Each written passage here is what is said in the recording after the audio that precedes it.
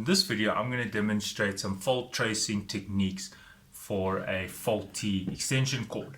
Now, what has happened is I want to use this extension cord, but obviously I had lent it to someone and now it does not work. I plug it in and there is no voltage, or when I plug appliances on this side, it obviously doesn't work, and there's a little LED light there, it shows me that it's offline. Okay, so it doesn't matter what type of fittings you got, if you're in the UK or in the United States or whatever, you'll find that the principles that I'm going to demonstrate are the same no matter what type of plug top you've got. Look, the principle is simple.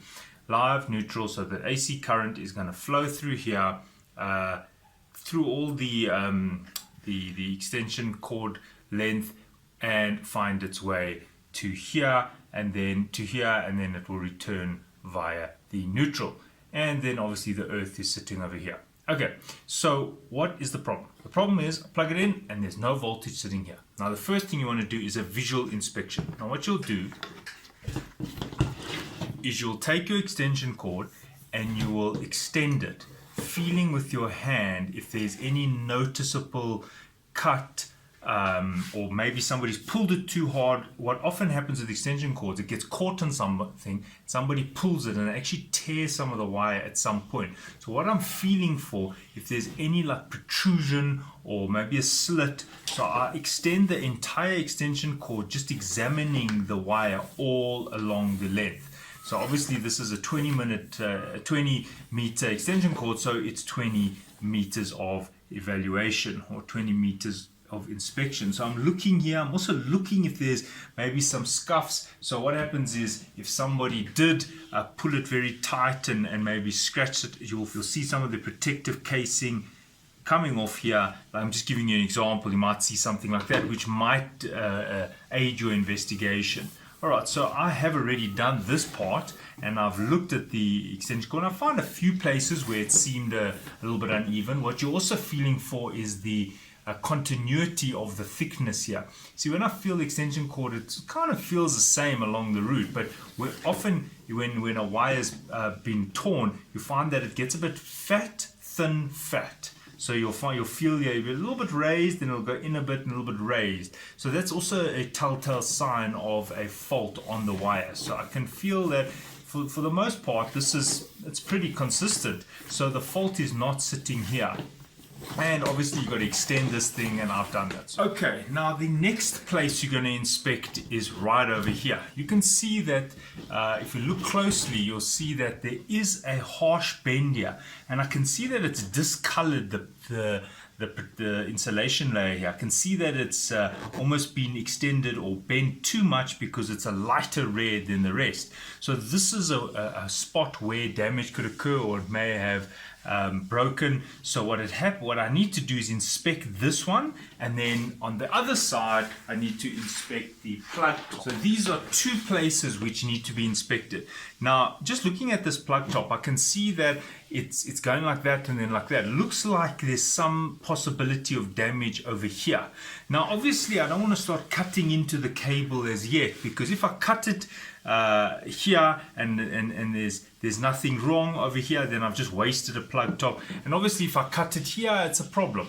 So what I want to do is I want to first see for myself if maybe it's just something that's minor. So what I'm going to do is I'm going to plug in a plug top, okay, as you can see, and just check the switch, this little reset here is working. And I'm going to take a multimeter. A multimeter I'm going to use is on continuity test, which means it's testing for a short circuit.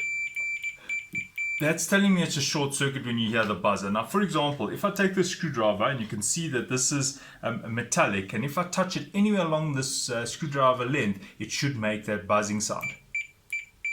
You see, telling me it's a short circuit. So that's what I want to hear. I should be able to say, okay, this one here is the neutral, and I'm going to touch it onto the neutral on this side. So I can already see there's no problem with the neutral, because as you can see, the continuity is fine. Now let's test the earth. The earth is fine. Now let's test the live. There's the problem. So immediately I know that only one of the leads has got damaged or snapped, and it happens to be the live. You see there. Right. Now just for accuracy or good practice, let's just test the other adapters. So there we go. Also, so the problem is not sitting here, because I'm testing another slot where if I test the neutral, you can see the neutral is working, the earth is working, but when I go to the live, not working. And I could almost assure you that if I test the others, I'll get the same result. And let's put these in.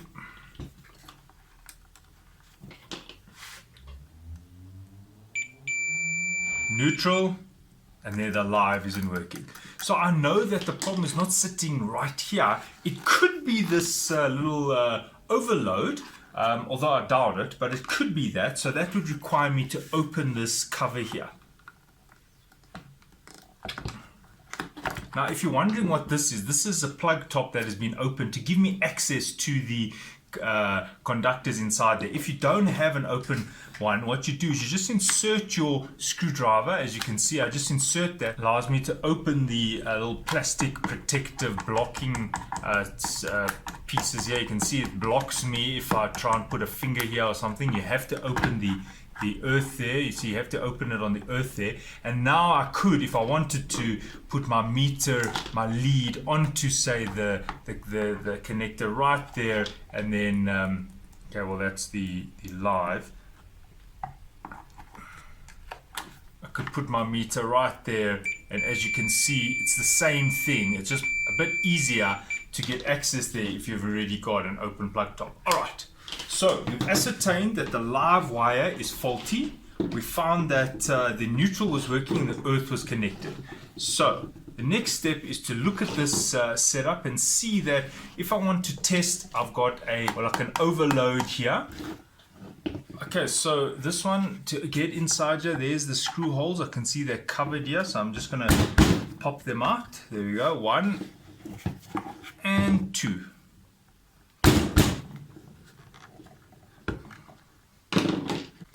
Now you might find this on the cheaper range of products. It's got this like kind of a Y looking design. It's not quite a star, it's not quite a flat, it looks like a Y. So you might need a special tool to open that. Here it is. This is, as you can see, it's a 3-prong, and if you don't have one of these, I don't use this tool very often for obvious reasons. It's uncommon. It does come in different sizes. There's a smaller one, which is probably, yeah, that's the right one for this. You could just use a flat screwdriver, but you'll need to have a high quality one in order to get kind of halfway in there. So there is using a flat screwdriver instead of the correct tool. So that would be the correct tool there, you can see. But a flat screwdriver with a hardened tip can also open that if you don't have this correct tool. Alright, so now we can kind of open this and release this from its body here. There we go. And now we can inspect what's going on here. This is a little overload, and I'm going to just test it and see if it is still functional. Okay, so this should be a dead short, and there we see there's a problem already. This little reset switch has, it's obviously been overloaded and probably popped. So now what I'm going to do is I'm going to test backwards. I'm going to go to the plug top head, and I'm going to go look for the live. There's the live. And then I'm going to look for the live on this side, which is here.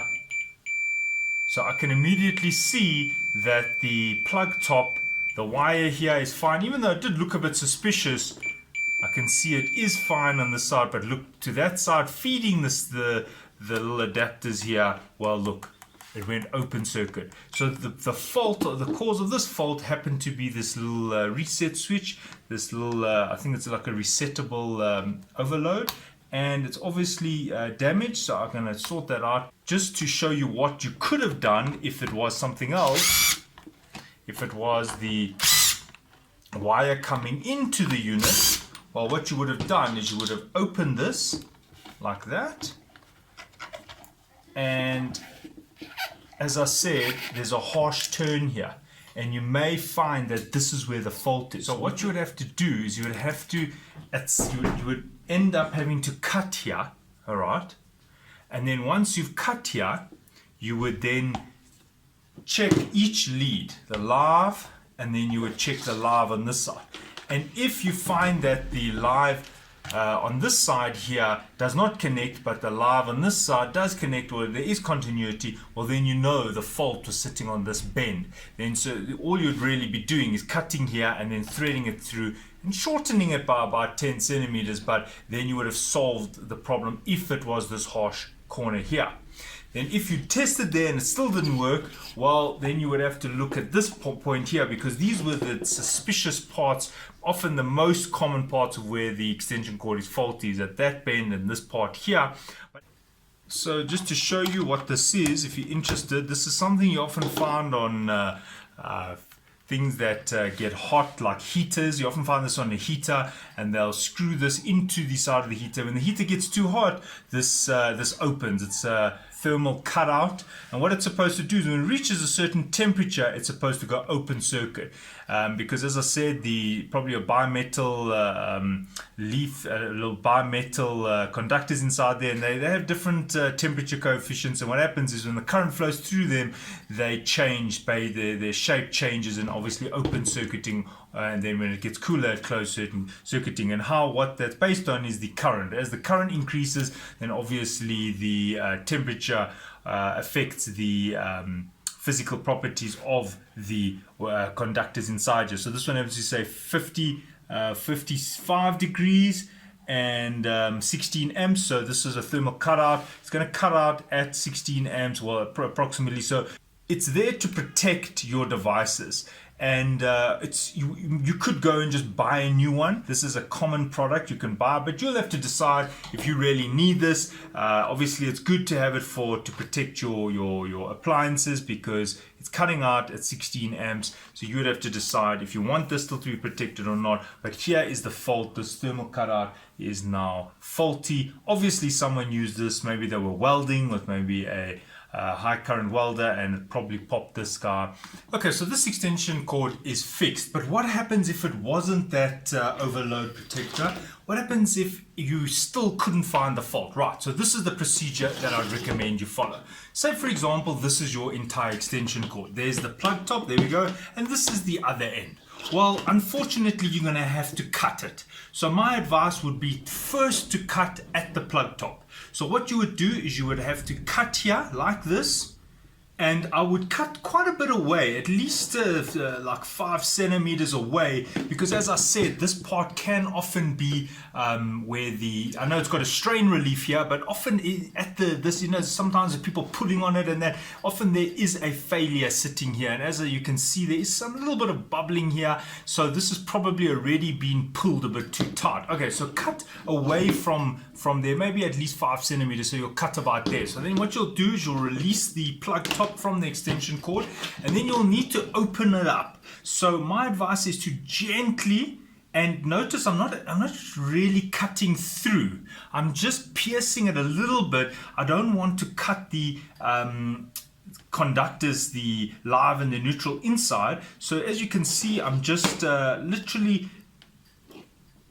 tearing it off. Now what you'll do is first prize would be to use wire strippers, because then you don't pierce the copper, but a lot of people don't have fancy tools, so you could use the side cutters. The procedure is to depress it slightly, but don't cut through, and then you almost pull it away. So I'm actually pulling rather than cutting. So I wedge it there together, wedge the two teeth together, but I'm not cutting through, and then I kind of pull it away. All right, now what you'll do is you'll take your multimeter, your continuity tester, and as I said, there's the continuity, and what you'd be testing is now, does the live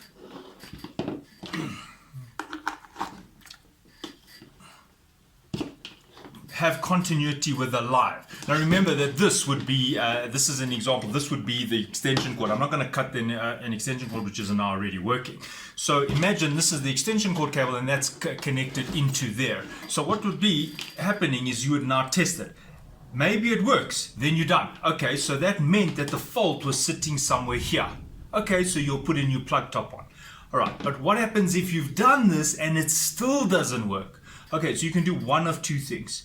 You can now decide to either cut midway in your extension cord. Unfortunately, you will have to cut your extension cord. So you'll have to, if it's a 20 meter, you'll have to go and find the 10 meter mark and cut it. Or you could just cut it at the end. Now remember that I did say to you earlier, when you opened this face, there was a sensitive part where it's connecting there. You could just cut that 10 centimeters and then do a test from the one side of the cord to the other. So what you would have done is you would have your, let's say,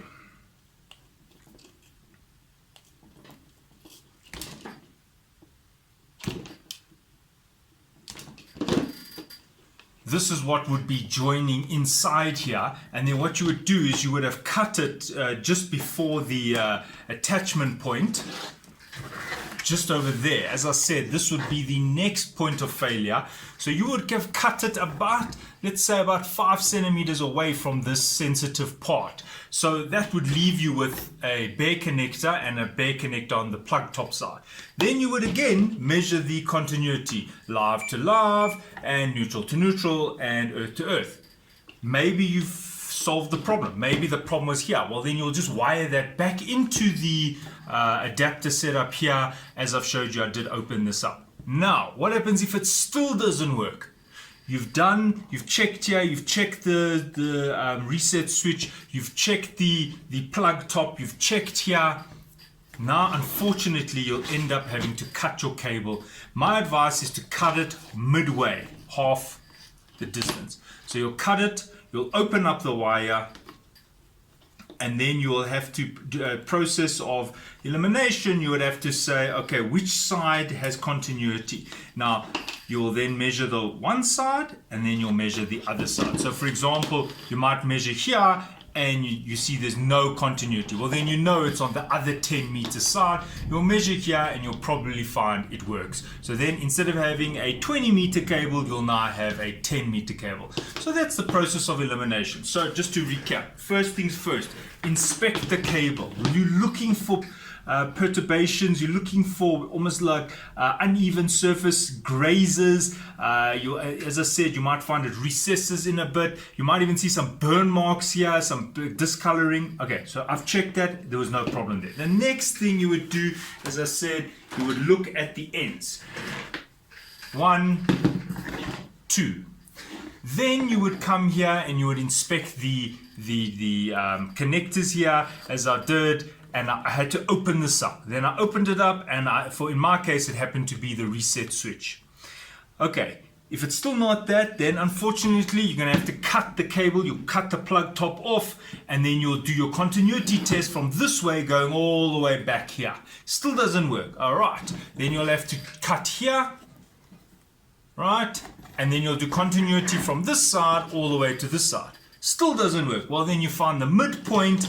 You cut it in half and you check the continuity from the 10 meter side to from the 0 meter side to the 10 meter side, and maybe it works, or from the 10 to the 20 side, and unfortunately you'll then have halved your extension cord. Instead of a 20 meter, you'll have a 10 meter, and then you'll just have to wire it up. So this is how you fault trace and troubleshoot a faulty extension cord cable. I hope this is informative, and thanks for watching. Cheers.